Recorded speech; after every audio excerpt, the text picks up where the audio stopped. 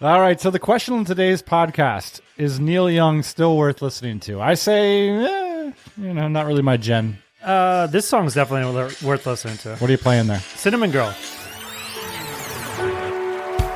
Hey, podcast listener, even if you are alone in your entrepreneurial journey, know that today, right now in your earbuds, you are joined by thousands of entrepreneurs from all around the globe seeking to grow better, more profitable, location-independent businesses.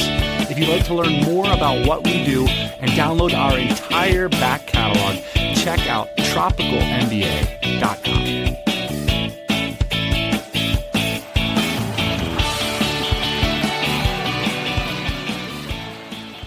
Today we're at the home office in Austin, Texas. Today we are going to talk about how to get rich. We are going to talk about 5 ways that have been commonly presented, different strategies on how to become rich. And you're going to weigh in already? I already don't like it, yeah. You don't like it? I got some caveats. Okay. But tell me what you don't like. I don't like this idea of being rich. I don't like saying how to get rich. I want to be rich. He's rich. She's rich. I prefer the term, I think I prefer the term wealthy. Okay. And let's make the distinction, right? Like, I think there's a difference between like rich and wealth. And when you say rich, to me, all we're focused on is the monetary value of something. Correct. Okay. And when I talk about being wealthy, I think of like a full range of different things that can be going on in your life. Relationships, health. Yeah. So when you say how to get rich, I think, okay, we can talk about how to get rich, how to make money, but what else is going to be sacrificed in this conversation? To listen to all that Neil Young turn you into a hippie all of a sudden? No, I've been trending that way. Long time. I feel you, and you're right. And here's the interesting thing. At the end, we'll talk about what's common in all of these strategies. But one of those that comes up again and again is that these very, very rich people essentially suggest that you're probably mistaken about what you're seeking in this, drive to become rich. Essentially, becoming rich won't make you happy. This is said in different ways in many of the different approaches that we're going to share today. Which is also like a hard pill to swallow, right? Because everybody that's like trying to rub 2 nickels together is like, yeah, right, all my problems right now can be solved by But there's money. also like no poor person sitting around saying, this getting rich thing is really a big joke, I guess there might be some monks and stuff like that. Okay.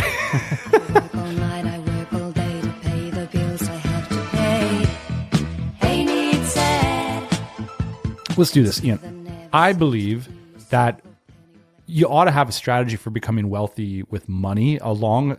Rich, you mean? Rich, as well as you should have a strategy for the other things in your life. Why not? Yeah. I mean, what are you working for if you're not trying to accumulate an abundance of health, an abundance of riches? Why not? So here's a couple things we're going to do. Me and you are in an interesting position in life. We have personally met a lot of rich people. So, today's episode isn't going to be about us like reading a Harvard Business Review and like listing off stats or whatever. It's going to be about me and yours personal experience speaking with thousands of entrepreneurs over the course of a decade. So what's rich? It's going to be different for everybody, but for the purposes of this conversation, I think, let's say $2 million or cash equivalent, not including your personal residence. So I think, imagine the people that you've met in your life over the course of 10 years, and there's quite a few. One caveat. There's a certain kind of rich person that I refuse to talk about. If you cannot walk away from like your career or business for a month and everything's cool, if you don't have that separation, in other words, if there's some kind of hamster wheelie thing, like the train stops if you stop. There are rich people that have to go to a job. I've met handfuls of those people. I don't want to talk about that approach to getting rich. Because what's the point of getting rich? A lot of these people are very unhappy with their situation. I'm not thinking of a mindset unhappiness. I'm thinking of like somebody that runs a construction company, does like $15 million a year, but it all hinges on their relationships. It all hinges on them being in the office. I'm thinking of like a partner at a law firm. I've also met high-level consultants in this situation. I'd say executives in general. Yeah. If you're an executive and you're making $750,000 a year, It's kind of like golden handcuff situation, right? Yeah, we talk about relative dollar value on this show from time to time. And for me, like the salary you're getting paid as an executive versus like a similar salary you're getting paid from your own company. I mean, there are many multiples apart in my mind, if that makes sense. Like in my experience, that experience of wealth feels and looks different from the entrepreneurial experience. The main difference to me is creating an asset versus being the asset. As a lawyer, as a doctor, as somebody that's making $500,000 a year, like you are the asset. Like the second that you stop billing for your work, your wealth is basically stagnant versus like creating an asset where it's working for you. Cool. So here, without further ado, are the 5 ways to get rich.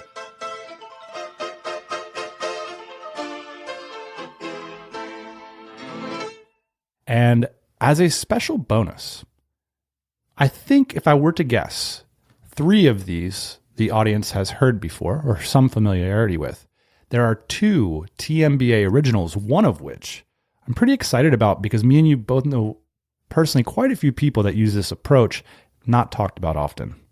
Ready to go? I'm ready to go. Tell me I didn't get you excited right there. I'm excited, and I'm excited to argue with you on one of these because I just don't agree with it. Yeah. Wow, that's great. Fantastic. All right, so Ian, the first approach to getting rich, we are going to attribute it to the thinker Felix Dennis, who wrote a fantastic book called How to Get Rich, in which he shares his approach to getting rich. And we will summarize that approach as deals, people, energy, and luck. The idea in How to Get Rich, there's a couple. The first is that equity, fighting for equity in everything you're doing is absolutely critical. The second is that delegating to people smarter than you is absolutely essential. And the third is hustle. Hustle in high risk deals and having huge confidence, huge energy to be on it year after year to cut deals that you have enormous equity in and then dumping in capital to hire the people that are better than you. Now, the interesting thing about this strategy is that according to Felix Dennis himself, it requires an enormous amount of luck in order to find the deals, get access to them, execute well. I mean, he's not an ideas person, he's an execution person. The other thing he says is that if you have what he's suggesting as an approach to getting rich is so uncertain and such a long shot because of the luck elements, because of everything we just talked about, that you'll probably never achieve it. And that if you have anything good going in your career right now, like a good job, this approach probably won't resonate with you because of the sorts of things he feels that you need to do in order to become rich. You got me on this NBA thing, man. I can't believe I've watched so much NBA since you've been here, but it's a great sport. It's definitely impacted my thinking. And one of the ways that it's impacted my thinking was you told me how many NBA players there are. There's like, what, 500 of them? There's 500. And so your chances of being an NBA player are relatively low unless you happen to be like over 7 feet tall. And then they're pretty damn low still, but a little bit better, like 3% or something like that. Yeah, it's remarkable. Right. So, 500 out of like, a lot of people. But the odds of hitting it big, getting rich, getting to play in the NBA are relatively low. And I feel like that's kind of at the crux of Felix Dennis's book. The late great, by the way, Felix Dennis. And I feel like it's a very fragile approach too. And what you said is a lot of the things that you've been conditioned to do, like if you have a job, you will not be able to execute in this strategy. The way I feel like you can get rich if you're in Felix Dennis's shoes or if you want to get rich by his methods is like not giving a crap about anything and like laying it all on the table and just like going for it and running as fast as you can towards a brick wall and hoping it works out. Yeah. That approach is like for very few people, which is probably why very few people actually succeed at it. And it's kind of hard to pinpoint the personality that I think is good at this, but definitely if you read the book, like you'll understand why Felix Dennis is good at this. Like he's a partier, he's a socialite, like he's out there, he's like taking risks. Is there cocaine is mentioned on more than one occasion? Yeah, he's in doing the book. that. So I think it takes like a bit of that personality, to get rich in this way. And it's not a normal thing. It's worth pointing out that his fortune was built in publishing. So he was the owner of Maximum Magazine. among a bunch of others. And the way he would describe negotiations and getting equity and things was very like winner take all, like lay it all on the line, work 24 hours, like energy, energy, energy. And by the way, if you look at that magazine, like it's basically half clothed women, right? So like this is the kind of industry you're in, right? Like when's the last time you met somebody that runs a strip club that's like completely on the up and up? Like it takes a certain kind of person to be in that industry. You can kind of see by the things that he was publishing, the types of people he was associating with. He was edgy. Yeah. That's the idea. And I think that that's the whole theme of, Felix Dennis's work and approach is essentially like, look, there are people out there in the world that are very smart and great at their jobs. Good, hire them, because that's not your role. Your role is to be edgy, to cut the deals, to take all the equity, to take that winner takes all approach. And by the way, like this is so hard that if you have anything good going for you right now, or if you're not willing to be completely insane about it, it's not going to happen for you. If you're that person, embrace it, read Felix Dennis's book, and like run towards a brick wall. Two things that come to mind. First is, even if you don't have that personality, the book's worth reading and is insightful. The second thing is, I like your point about personality approach matches. I think there's so many different ways to get what you want out of life. And one of the things in business is you often see a mismatch between the founder and the type of business they're trying to start. That's too bad. In my dreams, I have a plan. Approach number 2, and the approach that inspired today's episode to talk about it today, we'll call strategic identity creation. This is attributed to Naval, who would say Naval on Twitter. Hey, just wanted to cut in here to say that Naval is, of course, Naval Ravikant, investor, CEO, and a co-founder on AngelList, a great follow on Twitter, and the publisher of a very thoughtful podcast. He's trending lately as this kind of prophet thinker that is taking a very holistic, I'd say, approach to building wealth, building businesses. And he's a different voice than what you typically hear in the business advice sphere, because he's thinking about business in the context of life and society and what it means. And he's also citing a lot of older, more established thinkers, like back to Socrates and the ancient Chinese thinkers.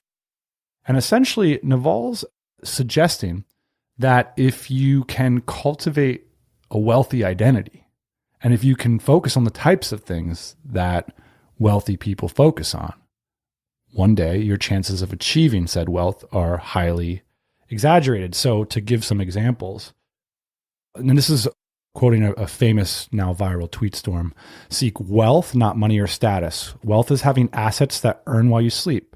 Money is how we transfer time in wealth. Status is your place in the social hierarchy. Ignore people playing status games. They gain status by attacking people playing wealth creation games. This is one that we talk about very often. Instagram. Pick an industry where you can play long-term games with long-term people. You will get rich by giving society what it wants, but does not yet know how to get at scale. Don't partner with cynics and pessimists. Pick business partners with high intelligence, energy, and above all, integrity. Uh-oh. All right, so you get the point that Naval's really thinking about it from like first principles. It can't just be all about you. It can't just be about money. You have to cultivate a certain kind of persona and ego in order to become wealthy. Do you think that this is true when you meet a lot of wealthy people, that they're like sort of a category different in terms of their ego than people who aren't? Here's my first thought when I read this. Like, yes, very good. He was also on the Joe Rogan podcast. Yeah, everybody's retweeting this. The first thing that it came to mind, because I agree with most of what he's saying here, it makes perfect sense to me, and these are a lot of things that I aspire towards. The first thing that I thought, though, was like survivor's bias. Like, is it possible for someone that isn't in his position to like have all these thoughts, or hasn't got to this self-actualization point, really, to have these types of thoughts? And maybe for like Confucius, yes, but like there's only like a couple people in the history of the universe that have like got to these conclusions, maybe without having to like live them first.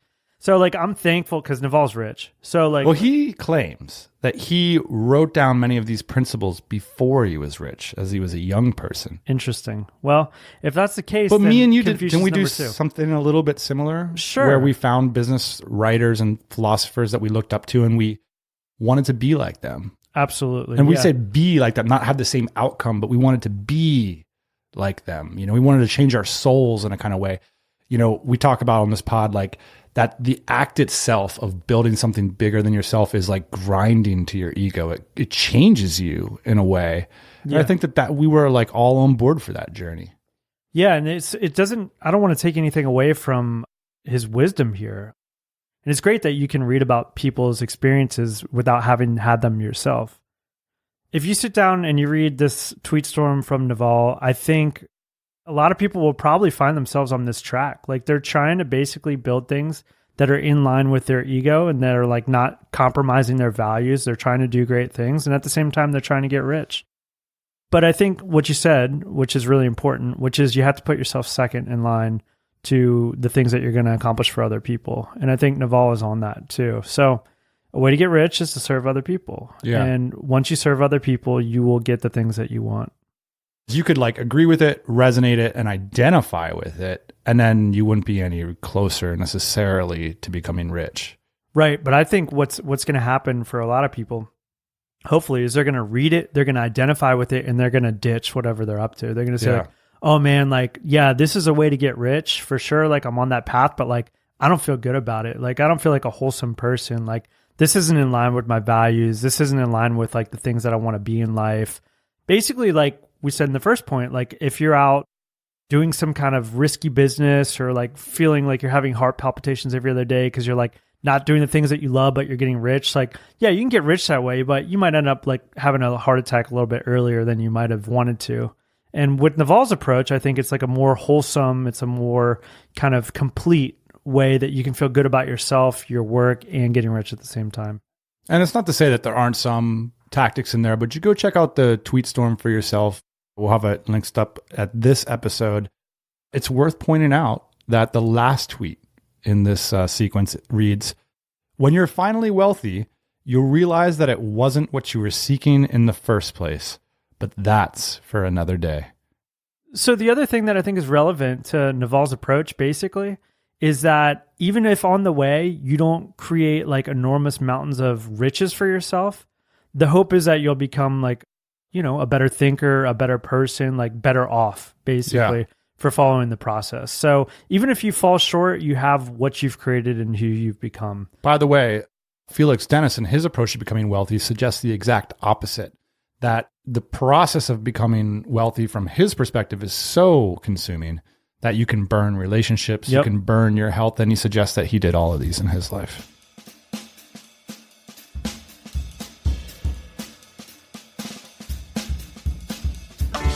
Hey, yo, today's show is sponsored by Revision Legal. These are lawyers who understand what we're all about here at the pod. If you got a legal problem, even if you don't have a legal problem, get ahead of it and give the team at Revision Legal a call. Revision Legal is a firm that truly understands entrepreneurs and internet business. They don't think Amazon products are about logging and timber. That's right, Revision Legal really understands entrepreneurs because they're part of the community and they're around them all the time. So the unique challenges and questions that you face, they're equipped to help you address them, whether it's combining assets and forming a new joint venture, protecting your brand through trademark registration, Amazon FBA products through patent protection, or just trying to buy and sell digital assets. Revision Legal has your back because it focuses on online companies just like yours. Their attorneys listen to your goals, your pain points, take the time to understand your business, and then create a plan personalized for you. So look, legal questions and dilemmas come in many shapes and sizes. Don't let them keep you up at night. Give the team at Revision Legal a call and get it sorted out before this stuff bites you in the butt. So check out the team over at revisionlegal.com and don't hesitate to drop them a line if you're seeking advice or help.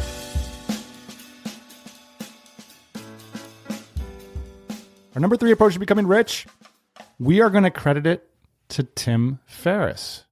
And we're going to call it the comprehensive arbitrage approach. Now, when we started brainstorming this episode, the last person that I thought would come up would be Tim Ferriss. I thought I'd have to discount, the 4-hour work week stuff.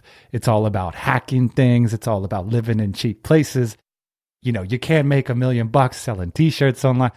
And I started to think about the people that I know, and I thought, no, actually, this is an approach to building riches that can work. And so we got to talk about it. I thought what you were going to tell me is like 2 weeks ago, you're like, I can't believe it. I'm like, what? You're like, if we would have just taken Bitcoin the first time somebody asked us to take Bitcoin, do you know how much money we'd have by now? That is part of this approach. This is something different. We have to have a pause to discuss this. But this is about listening to your customers. Recently, we decided to make an initiative in our company to allow customers to pay with cryptocurrencies for certain sorts of products.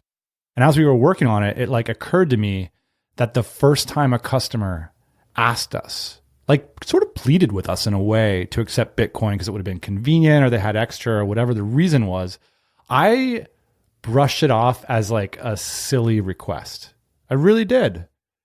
I saw this huge personal failing that led to us literally, our wealth category would be completely different right now had my attitude been different. And had I said, you know what, I'm going to go out of my way to accept what this customer wants to do because it might be interesting or I might learn something. Rather, I saw it as an inconvenience, as a fringe request, and not particularly serious. My bad attitude cost us, I won't even pull out a napkin and write down what it would be, but it would be significant. But if you look back at what was going on at the time, this was some of our first monies, So Yeah. To basically hedge on a currency that we didn't know much about and that was kind of new and things like that. For us, we're like, oh man, this is the first time I'm getting money. I can't just hedge. And so now it's a lot easier. So now it's oh yeah, let's diversify the portfolio. Let's get a little bit of crypto in there. But of course, Bitcoin's at I don't know, $7,000 as we're talking about it right now. So it's much easier now to make these types of decisions. Back then though, so focused on just getting the first monies, getting up and running. Well, certainly an approach to getting wealthy is coming out right in this discussion, which is you be an absolute first mover on something that's moving fast. I mean, we know a lot of people who've gotten wealthy by just buying Bitcoin back in the day. And also, I mean, honestly speaking, we didn't have to only take Bitcoin. So if we could have had a little bit of foresight and said okay, we're going to make a bet, it's a hedge, whatever, and we're only going to allocate 10 or 15% of the total revenue or income to this new kind of cryptocurrency, it wouldn't have been a make it or break it situation. And in fact, the upside would have been very great. So yeah, definitely something that we probably should have exposed ourselves to if we were really passionate about getting, quote, rich. We're talking about comprehensive arbitrage. We're talking about Tim Ferriss. And one of the things that I thought is a very similar thinker is Mr. Money Mustache and the early retirement extreme. And what I mean by this is sort of taking existent resources in your life, taking a second look at them, reevaluating them, and thinking to kind of hack everything, really taking the gamer approach to life, tinkering. Arbitrage. So arbitrage means you buy low, you sell high, vice versa. And there's all these opportunities with your career, your income, your spending. And what we've found is that when people start to tinker around and treat their income, their savings, their passive income, their active income as little games that they're playing, the people that have a spreadsheet of their personal budget and maybe get in on a little investment here and start a little e-commerce store here, this kind of fun gamesmanship, tinkering, I'm going to hang out in Bali for a little bit and see what's going on there. This is actually an approach that can lead to riches. Yeah, I think a lot of people, they take this approach, but then they don't take it to the nth degree or to the most serious degree. So it's I'm going to tinker here, I'm going to tinker that, but I'm never really going to get something very serious done with any of it. Yeah. You actually have to take it to the next degree. So it's you got to have 20 different things going on, which a lot of people wouldn't recommend. And then from those 20 things, you got to figure out what the 5 are that are making a lot of noise. And then from those 5, you got to figure out what the one thing is. Sure. But a lot of people, they just end up, I'm a tinker with 20 things. And actually, I feel like that's where this Tim Ferriss approach kind of breaks down for most people, is that to execute on the Tim Ferriss Get Rich platform, you actually have to go off the Tim Ferriss Get Rich platform at some point. So like you have to tinker around, you have to be involved in arbitrage and whatnot, but then at some point you really have to focus. So it's the unless thing that, of course you tinkered with Bitcoin. Unless you tinker with Bitcoin. It's the approach is different than the finish line in this case, I think, which is you really have to be disciplined once you find that one thing. You know, when the Tim Ferriss book 4 Hour Workweek first came out, there was like a lot of people, including us, Dan, that were like kind of very interested in this idea, right? But it didn't actually turn out to be 4 Hour Workweek. Of course, it turned out to be 70-hour workweek because we doubled down. And ultimately, that's what led to us having a multi-million-dollar company and selling it in 2015. But it was that tinkering in the beginning that led to be where we had an exit. I think one of the things that's key to this approach is rethinking your relationship to society.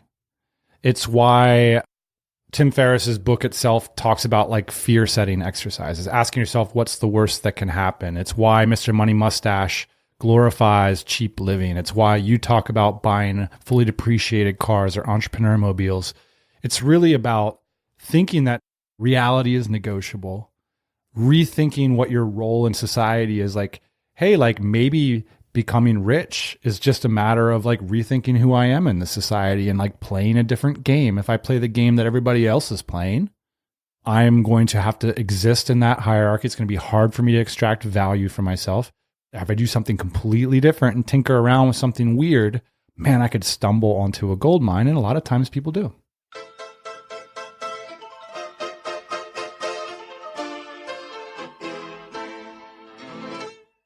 Alrighty, and on to our number 4 approach to becoming rich.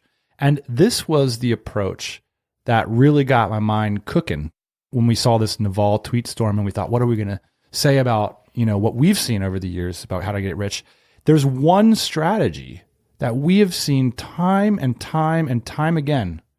And I don't think we've ever officially talked about it on the show. So here we're going to do it. In fact, you remember the 1,000-day principle. Yeah.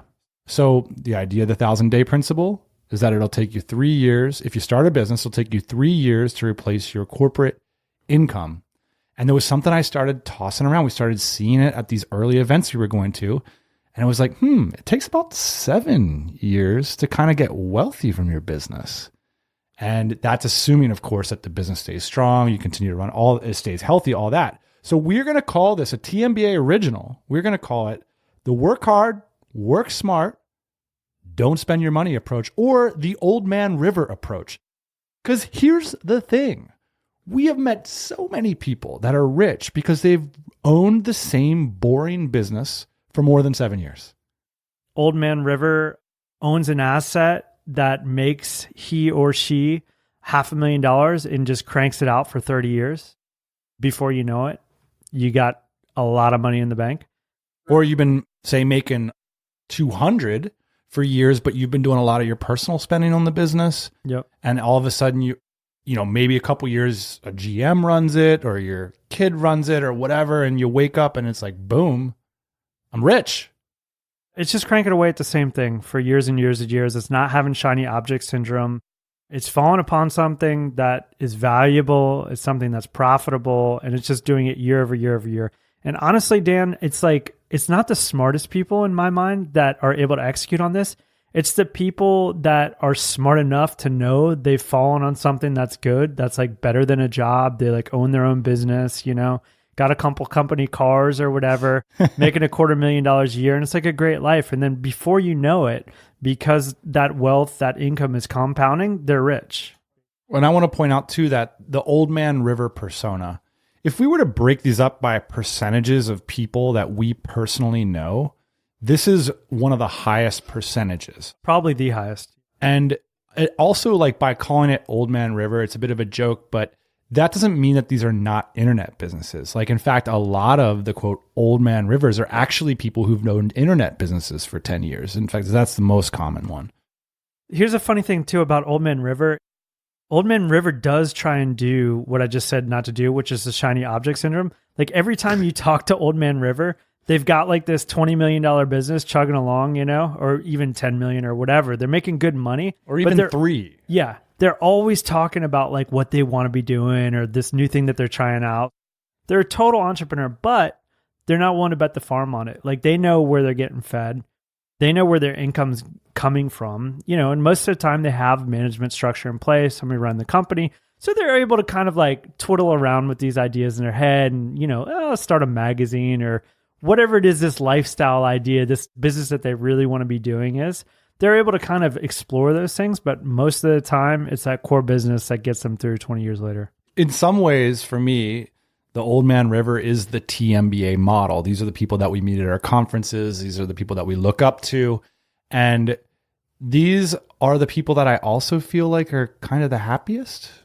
It's sort of interesting that this, idea that you have this stable, big, powerful asset that gives you a great deal to do, gives you a great deal to be proud of, gives you a great deal of agency in your life and the lives of others, makes you feel like you're making a contribution, these, rather than maybe some of these more volatile strategies that you don't even have enough time to identify with, or things are moving so fast you don't know who you are, what you're doing, you're just trying to survive and win. I do look at a lot of these sort of Old Man River types. I'm not even sure I like that persona because a lot of these people certainly aren't old and are not men, or they don't live by rivers. I just wanted to underline it because it does feel like if you can find something with the stability to stick around for 7 years, the Lindy effect, the Lindy principle would suggest that maybe it'll be around for another 7. This is definitely a very fruitful approach to getting rich. We used to own an Old Man River business. We sold it. Because we wanted to be a flashy upstarts. Yep. I'll let you know how that works out.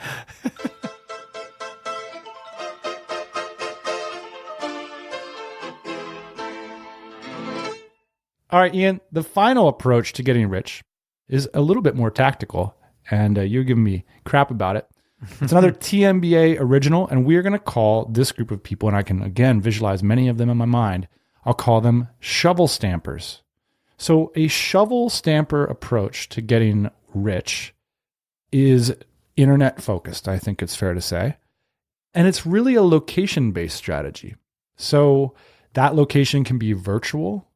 It can be hybrid, like a mix of conferences, cities, social networks, or it can be real, like a mastermind, a industry, an office, whatever. The idea of the shovel stamper is that you go to a relevant internet marketing gold rush. In other words, you find out where a bunch of people are making money on the internet, and then you get to know it, you embed yourself, you build relationships, you understand the marketplace.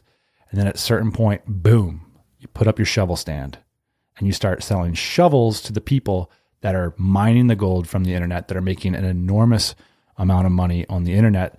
This, I feel like, is a reliable approach to becoming rich, relatively reliable. Of course, all of these strategies are risky, but if you're looking at approaches to getting rich, this one I see a lot of examples of this, and I feel like it's distinct from the others in its prioritization of location and like an understanding of like a specific moment in time, and in its tactical nature. And that there's a very specific thing that people are doing here is that they're choosing winners and they're selling to them.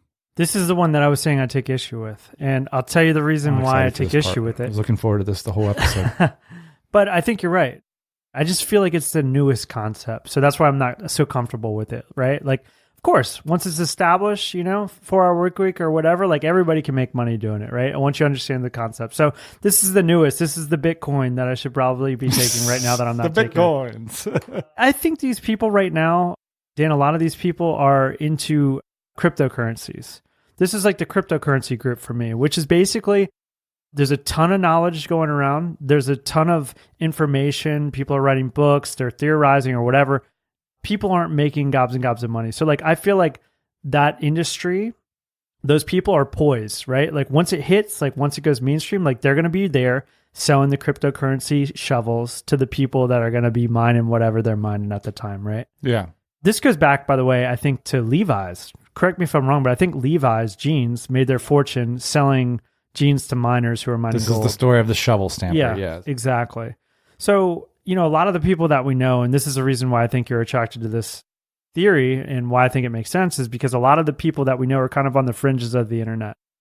They're seeking out where people are going, and they understand what's going to happen next. And so I think it's important to say like, okay, I understand what's going to happen next, but I also like believe it, like in the bottom of my heart, and I'm like willing to invest in it.